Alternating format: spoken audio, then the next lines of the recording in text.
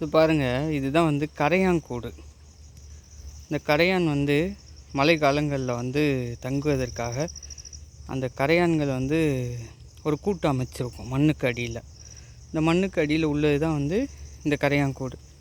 இது பார்த்திங்க அப்படின்னா எவ்வளோ தண்ணி பட்டாலும் அது அந்த கரையான் கூட்டுக்கு உள்ளர அந்த தண்ணியானது போகாது. ஆனால் இதே வந்து திருப்பி பார்த்தோம் அப்படின்னா இப்படி தான் இருக்கும். இதுக்குள்ளே எப்படி அரை அறையாக இருக்குது பார்த்தீங்களா? இதுக்குள்ளே தன்னோட உணவை வந்து கரையான்கள் வந்து நார்மலாக மற்ற நாட்களில் வந்து தன்னோட உணவு எல்லாத்தையும் எடுத்துகிட்டு போய் இந்த கூட்டுக்குள்ளார சேமித்து வச்சிரும்.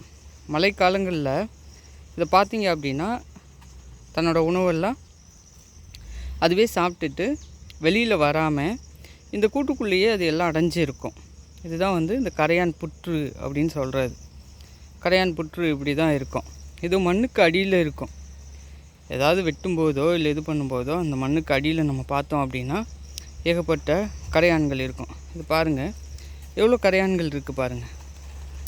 அது எப்படி தன்னோட ஒவ்வொரு இதுக்குள்ளே இருந்தும் உள்ளே போயிட்டு வெளியில் வருது அப்படின்னு பாருங்கள்.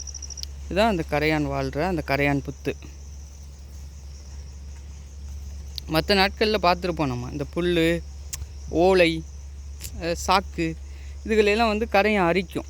அந்த கரையானை அரித்து கொண்டு போய் இதுதான் அது உணவை சேமித்து வைக்கிற ஒரு இடம். இந்த கூண்டுக்குள்ளே கொண்டு போய் கரையான் எல்லாத்தையும் சேகரித்து வச்சு மழைக்காலங்களில் வந்து அதை தனக்கு உணவாக பயன்படுத்திக்கிறோம். பாருங்கள் எப்படி இருக்குன்னு. நான் கொஞ்சோண்டு உடச்சி காட்டுறேன் பாருங்கள். இதுதான் அந்த கரையானோட கூடு. எவ்வளோ அருமையாக தன்னோட கூடை வடிவமைச்சு அதுக்குள்ளே வாழுது பாருங்கள். இது இப்படி இருக்கிறதுனால இது வாழ்கிறதுக்கு ஒரு வசதியான இடமா இது இருக்குது. அதே வந்து இப்படி திருப்பிட்டோம் அப்படின்னா இதுக்குள்ளே தண்ணி எதுவும் போக முடியாது. மண்ணுக்குள்ளே இருக்கும்போது இந்த வடிவமாக தான் இருக்கும்.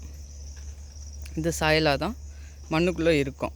அப்போ மண்ணுக்குள்ளே இருக்கும்போது எவ்வளோ மழை பெஞ்சாலும் எவ்வளோ இது பண்ணாலும் இதை தாண்டி இதுக்கு உள்ளார தண்ணி போகாது. அந்த அளவுக்கு இந்த கரையான்கள் பார்த்திங்க அப்படின்னா தன்னோட கூட்டை வந்து வடிவமைச்சு அதுக்குள்ளே வாழ்ந்துட்டுருக்குதுங்க.